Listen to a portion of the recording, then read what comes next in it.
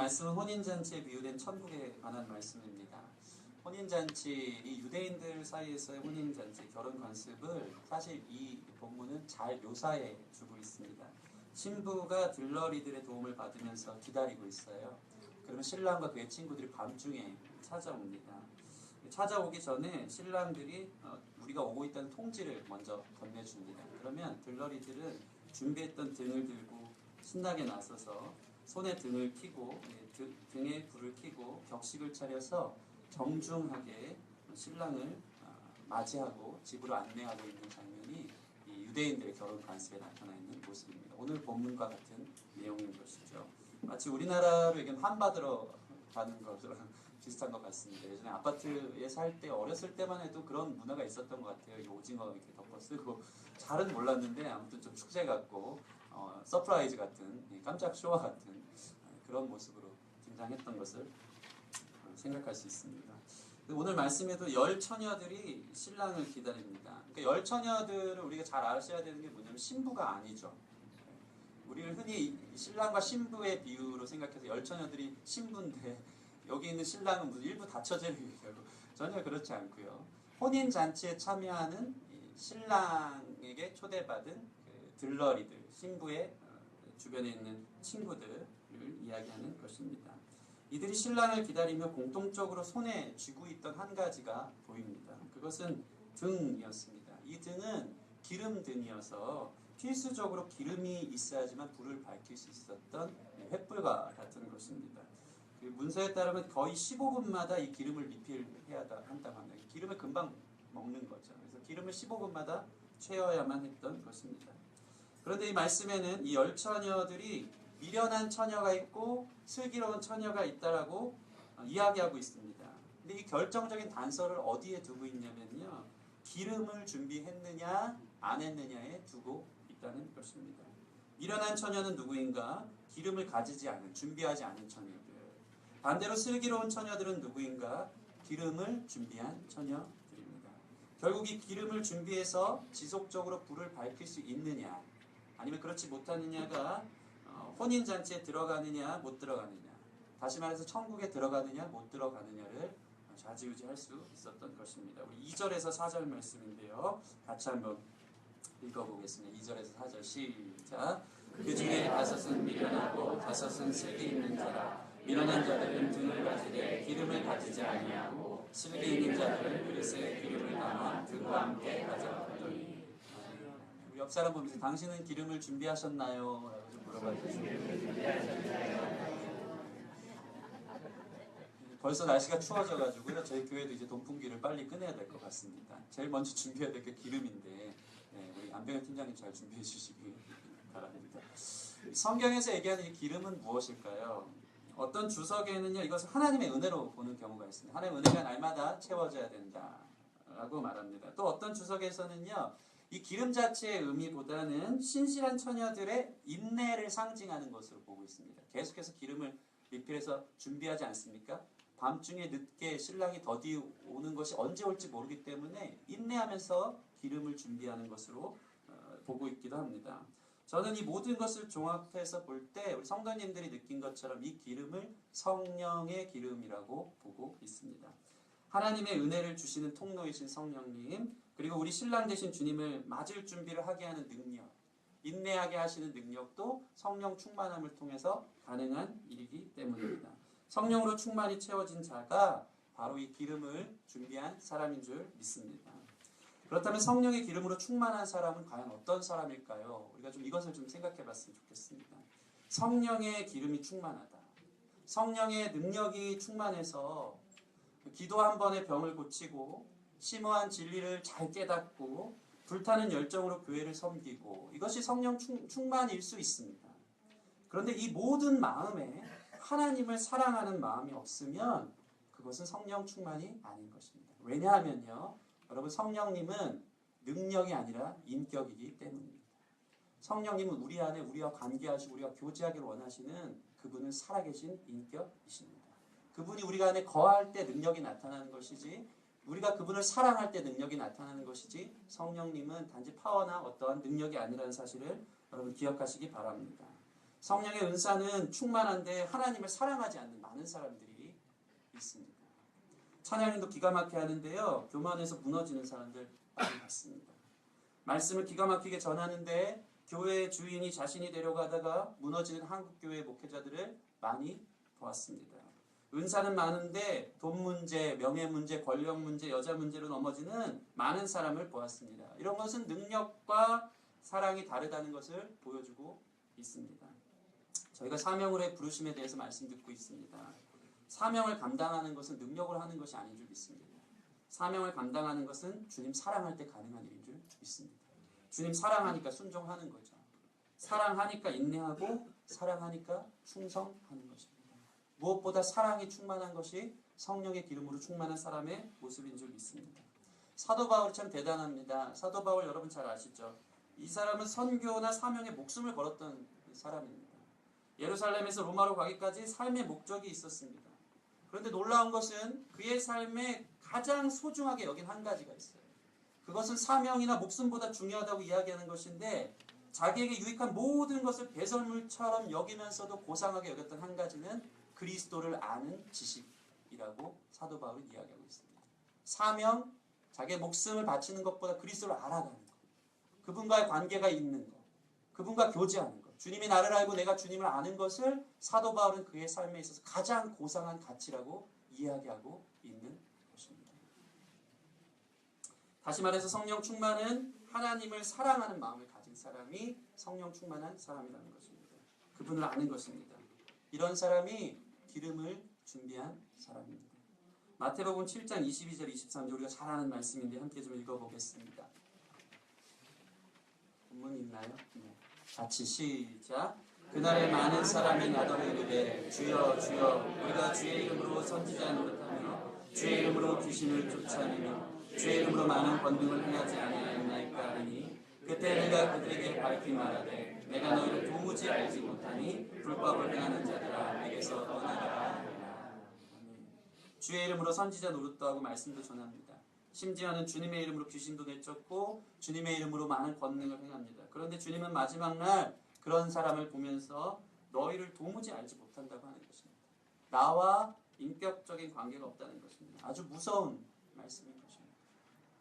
오늘 말씀 본문에도 비슷한 내용이 있습니다. 오늘 말씀 11절에서 12절 말씀 보시면 제가 읽겠습니다. 그 후에 남은 처녀들이 와서 이르되 주여 주여 우리에게 열어주소서. 대답하여 이르되 진실로 너희에게 이르노니 내가 너희를 알지 못하노라 하였느니라. 아주 비슷한 말씀이죠. 기름을 준비하지 못한 미련한 다섯 처녀들이 문 좀 열어주세요 하는데 주님이 진실로 너에게 이르노니 내가 너희를 도무지 알지 못한다고 문을 닫고 계십니다. 여러분 주님께서 정말 그 처녀들을 몰랐을까요? 알긴 아셨겠죠. 생각해봤더니 알긴 아셨을 것 같습니다. 근데 모른다고 하시는 거예요. 왜 그렇습니까? 이것은 이런 의미인 것입니다. 너는 나를 사랑하지 않아서 나를 이용하기에 바빴지. 너는 내가 가진 능력에만 관심이 있었어. 나에게는 관심 없었어. 이런 사람을 향해서 하나님은 주님은 너는 나를 알지 못하는구나라고 이야기하는 것입니다. 여러분 신랑과 신부가 결혼하는데 가장 중요한 게 무엇일까요? 둘만 알고 있는 깊은 사랑, 둘만 알고 있는 소중한 추억, 신뢰, 사랑의 눈빛, 또한 당신만을 사랑하겠다는 약속이라고 생각합니다. 찬양 보면 그런 찬양 있죠. 주와 나와 동행을 하면서 나를 친구 삼으셨네. 우리 서로 받은 그 기쁨은 알 사람이 없도다. 하면서 다 같이 불러주고 이러는데 쉽지 않습니다. 이 기쁨을 알 사람이 없도다. 둘만의 비밀이 있는 거예요. 그 추억, 주님과의 교제, 이 특별한 인격적인 관계가 있는 것이 주님과 내가 아는 관계라는 것입니다. 성령으로 말미암아 주님의 은혜를 깨닫고 주님을 깊이 경외하고 그분을 사모하고 사랑하기 시작하는 것. 이 마음이 주님을 맞을 준비된 마음이라는 것입니다. 그런데 만약 신부가 신랑의 마음에는 관심 없고 잿밥에만 관심 있다고 생각해 보십시오. 신랑이 가진 재산 때문에 결혼하려고 하고 신랑이 가진 배경 때문에 결혼하려고 하고 신랑이 가진 높은 자리 때문에 결혼하려고 한다면 그것은 사기 결혼인 것입니다. 막장 드라마인 겁니다. 난 당신을 사랑하지 않아서 당신의 능력을 보고 결혼한 거지. 이혼 사유가 되어지는 것입니다. 저는 이 막장 드라마를 찍는 수많은 교인들을 보았습니다. 하나님은 우리에게 수많은 은사를 주셨습니다. 누구는 공부를 잘하는 은사 주셔서 아주 똑똑하고 공부도 은사더라고요. 우리 자녀들에게 너무 많은 푸시를 하지 않기를 바랍니다. 공부도 은사입니다. 타고난 사람이 잘하는 줄 믿습니다. 누구는 음악을 잘해요. 뛰어난 감성으로. 누구는 글을 잘 씁니다. 어휘 구사력이 보통이 아닌 사람들이 있습니다. 누구는 운동을 잘하고 누구는 그림을 잘 그리고 누구는 개그를 잘하고 제가 아주 부러워하는 부분 중에 하나죠. 누구는 사람의 심리를 기가 막히게 잘 꿰뚫습니다. 이런 재능을 주셨어요. 그래서 주님의 이름으로 교수도 되고 주님의 이름으로 가수도 되고 주님의 이름으로 개그맨도 되고 주님의 이름으로 운동선수도 되고 주님의 이름으로 사업도 합니다. 다 처음에는 주님의 이름으로 마치 주님을 사랑해서 그렇게 살아간 것 같지만 시간이 지나면 지날수록 주님을 사랑하는 마음으로 살아왔는지 아니면 그것을 이용해서 자신의 인기와 부와 명예와 성공을 위해 산 것인지는 시간이 지나면 이게 사기 결혼인지 아닌지가 다 드러난다는 것입니다. 숨길 수가 없습니다. 예수님을 단지 하나의 액세서리나 마음의 위안을 삼는 수많은 일들 중에 하나라고 생각되어진다면 그것은 결코 주님을 사랑하는 모습이 아니라는 것입니다. 저는 이게 정말 무섭더라고요. 시간이 지나면 다 보여주더라고요. 시간이 지나면 다 드러납니다. 내가 정말 주님을 사랑하는지 안 하는지가 다 드러납니다. 그 중심에 주님을 사랑하는 마음이 있었는지 없었는지 처음에는 같이 출발하는 것 같지만 10년 후, 20년 후 누가 하나님을 사랑했는지 아니면 세상을 사랑했는지 감출 수 없게 드러나게 되어 있는 것입니다. 저는 그런 의미에서 오늘 말씀에 신랑이 밤중에 온 것이 참 무서운 말씀으로 다가옵니다.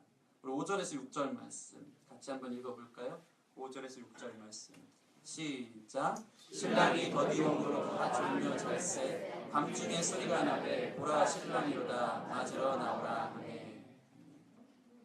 신랑이 더디온대요. 신랑이 더디오면 더디올수록 그 사람의 중심은 다 드러나기 마련이라는 것이죠. 늦게 오니까 기름을 처음에 같이 준비했다가 늦게 오면 올수록 기름 많이 준비한 사람이 계속 끝까지 버틸 수 있는 거죠. 주님을 향한 열정과 사랑이 있는 사람이 버티는 거예요. 신랑이 더디오면 다 드러나는 거예요. 내가 없었구나. 나 바닥이구나. 나 하나님 사랑하지 않았구나. 나 그냥 주님 이용했구나. 그냥 교회 문화에 익숙했구나. 이게 시간이 지날수록 드러나는 거예요. 이건 감출 수가 없어요. 우리 성도님들 마음에 이러한 어떤 하나님 외에 다른 것들로 신앙생활을 해옴으로 겪게 되는 공허함들 또는 얼굴 표정에 드러나는 그런 모습들이 없기를 바랍니다. 하나님 사랑으로 날마다 더욱 깊어지기를 주님의 이름으로 소원합니다. 사실 5절 보면 이 슬기로운 처녀든 미련한 처녀든 다 졸며 잤다고 말하고 있습니다. 이것이 우리에게 또한 위로인 줄 믿습니다. 그럴 수 있습니다. 우리가 신앙생활 하다가 잠시 잠깐 흔들릴 수 있고 다른 길로 잠시 갈 수 있고 넘어질 수 있습니다. 그런데 성경은 그것에 대해서 언급하지 않습니다. 그것보다 더 중요한 것은 내 안에 결국 주님을 사랑하는 마음이 있느냐 없느냐. 다시 말해서 졸다 깨더라도 내 안에 주님을 사랑했던 작은 기름이 남아있느냐 없느냐가 중요하다라고 말씀은 말하고 있는 것입니다. 신랑이 오죽 늦게 오면 다 졸고 있었겠습니까? 그런데 슬기로운 처녀들은 졸다가도 신랑이 온다고 하니까 이 마음에 불일 듯 일어나기 시작한 것입니다. 기름을 가지고 다시 등불을 밝힙니다. 다시 말해서 하나님의 마음이 이 마음속에 사랑이 이 마음속에 있는 사람의 태도는 무엇입니까? 졸다가도 주님의 말씀이 들리기 시작하고 주님께서 또다시 우리에게 은혜를 베풀어 주시기 시작하고 예배를 통해서 우리 마음을 새롭게 하실 때 다시 일어나기 시작하는 사람, 다시 불타기 시작하는 사람은 준비된 사람의 마음인 줄 믿습니다. 여러분이 말씀을 들을 때 예배를 올 때 졸면서 살더라도 말씀 속에 다시 한번 주님 오시는구나. 주님 계시는구나. 우리 안에 그 성령의 기름이 다시 한번 태워지기를 바랍니다. 그것이 우리가 주님을 사랑하는 증거가 되어지는 줄 믿습니다. 주님을 향한 그 첫사랑이 회복되길 바랍니다. 이 세상에 대해서는 점점 갈수록 나이를 먹을수록 시간이 지날수록 염증을 느끼고 주님을 그리워하는 영적 갈망이 여러분 안에서 더 커져가기를 바랍니다. 이런 자들은 주님의 음성이 들릴 때 죽게 돌아갈 기름을 준비하는 사람들이 되는 것입니다. 오늘 예배를 통해서 꺼져 있는 등불에 불이 붙는 시간이 되기를 주님의 이름으로 소원합니다. 우리 옆 사람 보면서 불이 다시 붙기를 원합니다. 아멘. 여러분 안에 그 뜨거운 주님의 사랑의 불이 붙기를 원합니다. 사실 마태복음 24장, 25장 전체는 이 천국에 대해서 주님 오실 날에 대해서 비유하고 있는데요. 이 24장, 25장에서 매우 중요하게 교훈하고 있는 것은 이 주님이 언제 오실지에 대한 종말의 시기를 우리가 알 수 없다라는 것에 대해서 잘 말하고 있습니다. 주님이 언제 올지 모르다는 것이 진리인 줄 믿습니다. 때와 기한은 우리가 알 수가 없습니다. 그냥 징조를 보면 주님 오실 날이 오겠지, 생각나겠지, 느낌은 오겠지만 그게 언제 몇 시인지 우리는 아무도 알 수 없다는 것입니다. 마태복음 24장에는요, 이 미련한 처녀와는 또 다른 모양의 어떤 교만한 사람들, 주님 오실 날들을 자기들이 측정하는 이런 사람들의 모습이 나오는데요. 마태복음 24장 48절에서 51절 같이 한번 읽어볼까요? 시작. 만일 그 악한 종이 마음에 생각하기를 주인이 더디 오리라 하여 동료들을 때리며 술 친구들과 더불어 먹고 마시게 되면 생각하지 않은 날 알지 못하는 시각에 그 종의 주인이 이르러 어미 때리고 외식하는 자가 받는 벌에 처하리니 거기서 슬피 울며 이를 알리라. 아멘. 한 악한 종이 있었어요. 그는 자기 임의대로 주인은 늦게 올 거야. 그러니까 동료들 때리면서 술 마시면서 주인 의식하지 않고 내 인생 당연히 늦게 올 테니까 내 마음대로 살아야겠다라고 방탕한 삶을 사는 한 악한 종의 모습이 나옵니다. 이 악한 종은 주인이 더디 오리라고 생각해서 술 먹고 지내며 흥청망청 살았습니다. 그런데 반대로 오늘 미련한 처녀들은 신랑이 일찍 올 줄 알고 기름을 준비하지 않고 등만 가지고 간 것입니다. 잘 들으세요. 다시 말해서 악한 종이든 미련한 처녀든 둘 다 잘못한 것이 있는데 그것은 주님의 재림을 자기 자신들이 추정했다는 것입니다. 주님은 한편은 늦게 올 거야. 한편은 금방 올 거야. 자기 스스로가 자기 개인의 종말이든 우주의 종말이든 다 추정하고 있는 거예요. 자기 생각대로 인생이 될 것처럼 생각하고 있는 것입니다. 마태복음 24장, 25장 이것을 지금 경고하고 있는 거예요. 주님이 언제 올지 모르기 때문에 오늘 오실지도 모르기 때문에 중요한 것은 여러분 마음에 하나님을 사랑하느냐 안 하느냐가 주님이 우리를 맞이하는 유일한 단서와 증거가 된다는 것입니다. 그렇기 때문에 남는 것은 주님과의 관계인 것입니다. 이들은 교만했어요. 여러분 이 세상 그 누구도 개인의 종말이든 지구의 종말이든 우리의 끝을 알 수 있는 사람은 없습니다. 사람의 연수는 하나님께 달려있는 것입니다. 믿으십니까? 우리가 내일을 모르는 거예요. 내가 건강하고 짱짱하고 잘 사는 것 같아도 모르는 거예요. 당장 문 밖에 나서서 어떤 일이 벌어질지 모르는 거예요. 그런데 누가 하나님처럼 교만해서 하나님 늦게 올 거야. 내 종말은 늦게 올 거야. 나 더 오래 살 수 있어. 나 지금 좀 더 즐길 수 있어. 이렇게 하겠습니까? 그렇기 때문에 남는 것은 주님과의 관계뿐인 것입니다. 내가 오늘은 더 즐기다가 나중에 교회 열심히 다니고 봉사도 열심히 해야지. 이게 잘못된 모습인 것입니다. 자기 종말을 스스로 추정하는 악한 자 중에 악한 자인 것입니다. 반대로 이 미련한 처녀들처럼 예전에 주님을 뜨겁게 사랑했는데 그때 봉사도 열심히 했는데 지금은 세상이 좋고 다 드러나서 신앙생활을 했더니 별로 남는 것도 없고 인생에 도움은 안 되는 것 같아서 하면서 먼저 된 자가 나중 된 자들의 모습, 기름이 다 탈탈 털려서 메말라버린 모습들 또한 주님의 오실 것을 그저 그렇게 자기 스스로 추정한 사람의 결국의 모습이라는 것입니다. 여러분 이 말씀은 매우 단순합니다. 결국 하나님과의 관계, 사랑만이 남는다는 것입니다. 내일을 모르는 우리가 주님을 기다리는 온전한 마음은 오늘 주님을 더욱 사랑하는 것입니다. 내 마음의 모든 중심이 오늘 하루를 살면서 나는 하나님을 사랑하고 있는가로부터 출발하는 것. 그게 인생의 가장 중요한 가치인 줄 믿습니다. 이것은 미래적으로 내가 더 큰 사역을 하는 것보다 다른 누군가에게 인정받는 것보다 더 큰 교회를 세우는 것보다 중요한 일입니다. 오늘 하나님이 나를 데려가도 남는 한 가지가 있다면 내가 주님 사랑했노라. 이것이 남는 것입니다. 우리 마음에 이 마음이 일어나기를 바랍니다. 수많은 중고등학생들이요 뜨겁게 주님을 수련회 가면 만나더라고요. 중등부 가면 그렇게 하나님 제대로 만난 사람들이 없어. 표정이 다르고 그 열정과 그 순수함을 제가 인정합니다. 그런데 시간이 지나면 알겠더라고요. 뭘 아느냐, 이 친구가 제대로 만났나 안 만났느냐는 대학 가보면 압니다. 대학 가보면은 그렇게 뜨겁게 만난 애들도 교회 안 나온 친구들 많더라고요. 이게 물론 인생을 길게 볼 때 그것은 잠깐 그 친구가 방황하고 잠깐 좀 어려움이 있고 신앙적인 굴곡이 있는 시기라고 생각하겠지만 다른 한편으로는 인생의 단면을 보여준다고 생각합니다. 그게 그 모습이었던 거예요. 하나님 사랑했느냐 안 했느냐가 그냥 시간이 지나니까 대학 가면서 나 대학이 좋아, 세상이 좋아하면서 다 드러난다는 것입니다. 여러분 오늘 10절 말씀을 보면은 문이 닫혀서 열리지 않는 날이 반드시 온다. 문이 닫혀서 열리지 않아. 하나님이 뭐 그 친구들이 대학 가서 주님을 방황하다가도 주께서 부르시면 다시 오는 날이 있을 것입니다. 그런데 이게 영원하지 않다는 거예요. 문이 닫혀서 끝나는 날이 온다는 거예요. 그때 하나님 사랑하느냐 안 하느냐 이거 한 가지가 남는다는 것입니다. 이 미련한 처녀들은 신랑이 왔을 때 뒤늦게 이렇게 말하고 있습니다. 8절 말씀 같이 읽어보겠습니다. 8절 시작. 미련한 자들이 슬기 있는 자들이 이르되 우리 등불이 꺼져가니 너희 기름을 좀 나눠달라 하거늘. 참 안타까운 외침 아닙니까? 우리 등불이 꺼져가니 우리도 혼인잔치 참여해야 된다. 우리도 등이 밝혀져야 되는데 우리 등불이 꺼진다는 것이죠. 여러분의 신앙의 등불은 현재 어떤 상황입니까? 주님을 사랑하십니까? 우리 가슴에 이렇게 손을 한번 얹어보세요. 제가 자주 하는 건데요. 그리고 눈을 감으시고 주님 한번 해보세요. 시작. 주님. 네, 눈을 뜨시기 바랍니다. 이 주님이요. 낯설면 신앙의 적신호가 온 거고요. 주님 하면 이 궁일한 마음이 확 나를 잡아주면서 하나님 은혜로 삽니다. 주님. 이게 깊이가 다르면요. 여전히 하나님의 사랑이 동일한 건 줄 믿습니다. 여러분 주님이 친숙했으면 좋겠어요. 주님 제가 왔어요. 주님 부족하지만 주님 사랑합니다. 이 깊이가 다른 우리 성도님들 되었으면 좋겠습니다.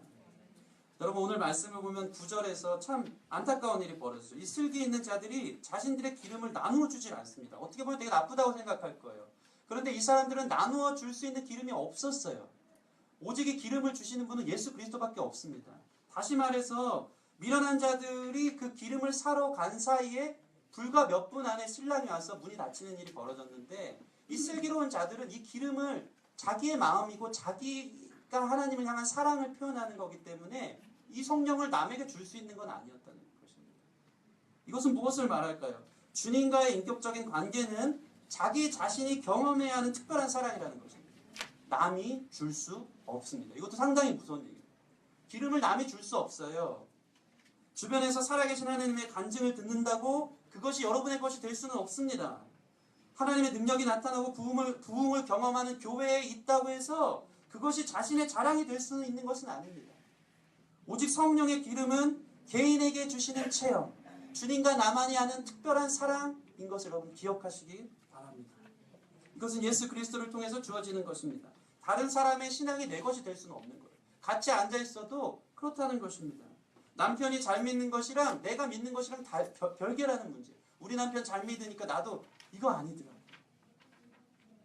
부모가 신앙 좋다고 자녀가 다 신앙이 좋은 법이 없습니다. 여러분 스스로가 직접적인 주님과의 이야기가 있기를 바랍니다. 남의 이야기가 되지 않기를 바랍니다. 이 자리에 다 앉아있지만 누구는 뜨겁지만 누구는 계속 남의 얘기로 들려요. 그렇구나. 그런 자들에게 오늘 자신의 이야기로 다가오길 바랍니다.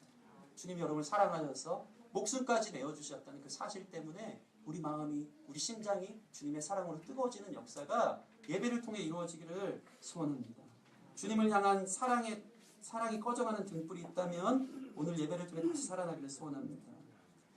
제가 이 예화를 참 좋아합니다. 신앙의 등불이 어떤 상황인지에 대해서 나눌 때 이 예화를 하는데 군대 예화입니다. 연병장에서 예전에 했던 적이 있는데 연병장에서 작업을 소대원들이 하고 있습니다. 소대장이 짓궂습니다. 갑자기 소대원들을 시험합니다. 가서 돌을 이 마대자루에 20kg 정도 담아오라고 이야기합니다. 근데 한 명은 이 병장이죠. 병장이 머리가 잘 돌아가지 않습니까? 20kg면 뭐 저쪽에는 큰 돌 한 번에 담으면 되겠다. 그래서 20kg짜리 딱 들어보면 자기가 그걸 알아요, 사이즈를. 그거를 마대자루에 넣어서 바로 앞에 갖다 놓습니다.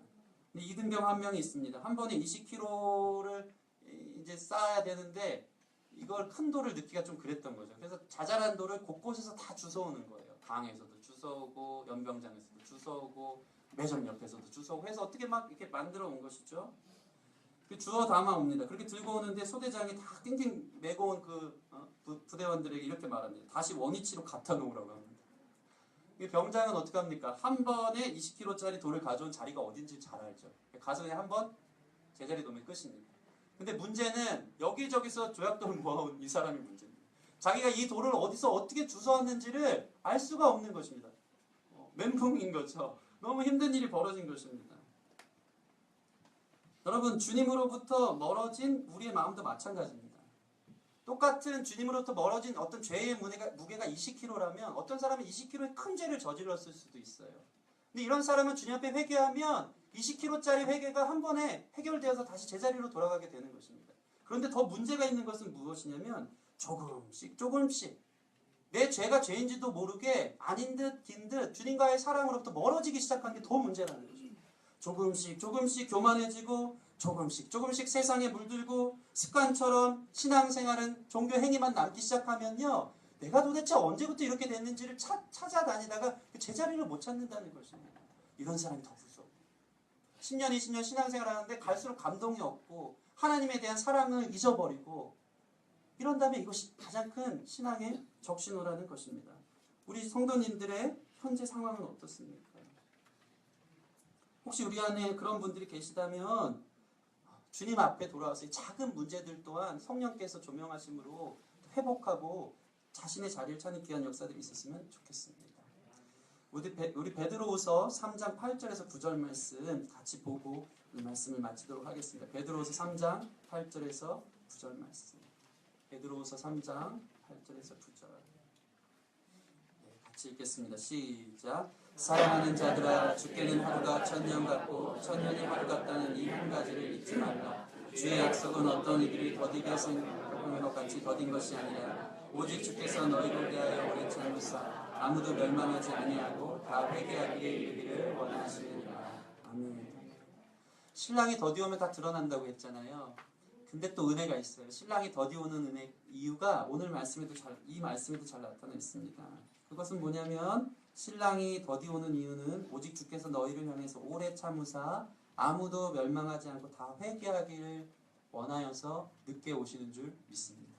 개인의 종말이든 지구의 종말이든 주님이 늦게 오시는 것은 바로 우리 마음이 냉랭한 가슴으로 머물러 있는 우리를 다시 뜨겁게 할 수 있는 기름 준비하라는 기회를 주시는 하나님의 은혜인 줄 믿습니다. 아무도 멸망하지 않고 회개하라고 주님이 천천히 오시는 거예요. 기회를 주시는 거예요.